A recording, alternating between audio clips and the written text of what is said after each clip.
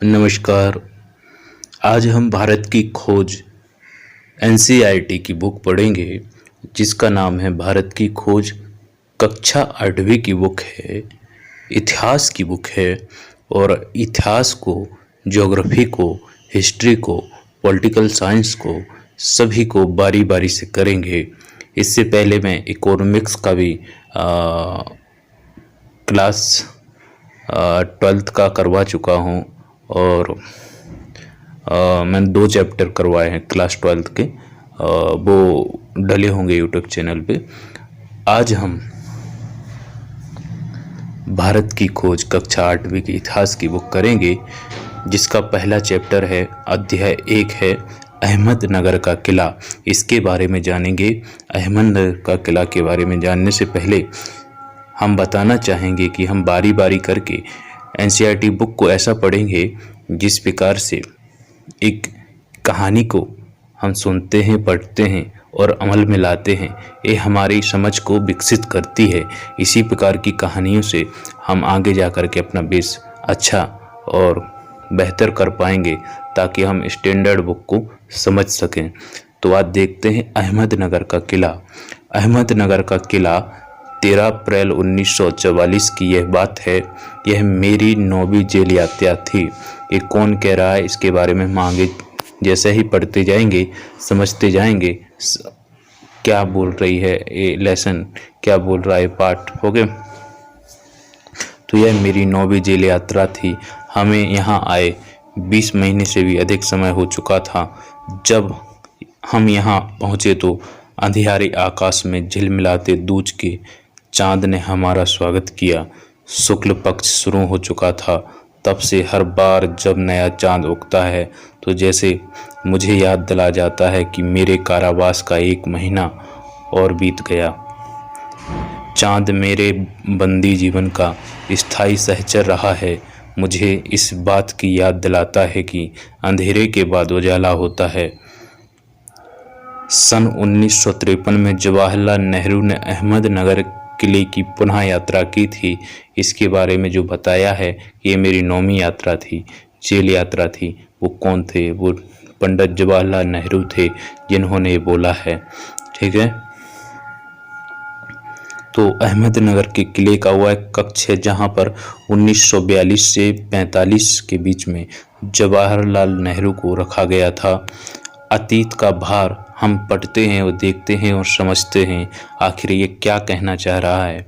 दूसरी जेलों की तरह यहाँ अहमदनगर के किले में भी मैंने बागवानी करना शुरू कर दिया। मैं रोज़ कई घंटे तपती धूप में भी फूलों के लिए क्यारियाँ बनाने में बिताने लगा। मिट्टी बहुत ख़राब थी, पथरीली और पुराने मलबे और अवशेषों से भरी हुई।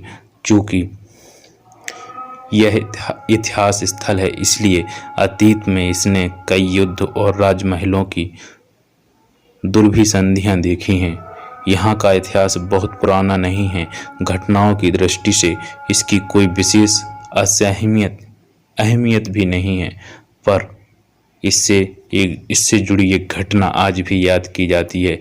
यह घटना है चांद बीबी नाम की एक सुंदर महिला के साहस की कहानी, जिसने इस किले की रक्षा के लिए अकबर की शाही सेना के विरुद्ध हाथ में तलवार उठाकर अपनी सेना का नेतृत्व किया। पर अंत में उसकी हत्या उसके अपने ही एक आदमी के हाथों हुई।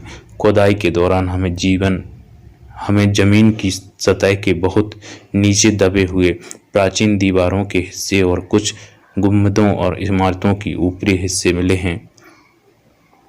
हम बहुत दूर नहीं जा सके क्योंकि ना तो अधिकारियों से इसकी मंजूरी मिली और ना ही हमारे पास इस काम को जारी रखने के लिए साधन थे। अब मैंने कुदाल छोड़कर हाथ में कलम उठा ली, पर मैं जब तक आज़ाद नहीं हो जाता और कर्म के माध्यम से वर्तमान को अपने अनुभव का हिस्सा नहीं बना लेता, मैं उसके बारे में नहीं लिख सकता। ना ही पैगंबर की भूमिका अख्तियार कर मैं फिलहाल भविष्य के बारे में लिख सकता हूँ। बचा रहता है अतीत, पर मैं उसके बारे में किसी भी इतिहासकार या विद्वान की तरह विद्वतापूर्ण शैली में नहीं लिख सकता। मैं पहले की ही तरह अपने आज के विचारों और क्रियाकलापों के साथ संबंध स्थापित करके ही उसके बारे में कुछ लिख सकता हूँ। गेटे ने एक बार कहा था कि इस तरह का इतिहास लेखन अतीत के भारी बोझ से एक सीमा तक राहत दिलाता है। अतीत का दबाव। अब देखते हैं अतीत के दबाव के बारे में। दबाव भला हो या बुरा, दोनों तरह अभिभूत करता है। कभी कभी यह दबाव दमघोटू होता है, खास तौर पर उन लोगों के लिए जिनकी जड़ें बहुत पुरानी सभ्यताओं में होती हैं। मसलन भारत और चीन की सभ्यताएं। आखिर मेरी विरासत क्या है? मैं किन बातों का उत्तराधिकारी हूँ? क्या उन सबको जिसे मानवता ने दसियों हजारों साल के दौरान हासिल किया, उसकी विजयों के उल्लास का, उसकी पराजयों की दुखद यात्रा का, मानव के उन हैरत अंगेज साहसिक कार्यों का जिनकी शुरुआत युगों पहले हुई और जो अब भी जारी हैं और हमें आकर्षित करती हैं। मैं इस सब का वारिस हूँ, साथ ही उस सब का भी जिसमें पूरी मानव जाति की साझेदारी है। हम भारतवासियों की विरासत में एक खास बात है जो अनोखी नहीं है, क्योंकि कोई व्यक्ति औरों से एकदम अलग नहीं होता। अलबत्ता एक बात हम लोगों पर विशेष रूप से लागू होती है, जो हमारे रक्त, मांस और अस्थियों में समाई है। इसी विशेषता से हमारा वर्तमान रूप बना है और हमारा भावी रूप बनेगा।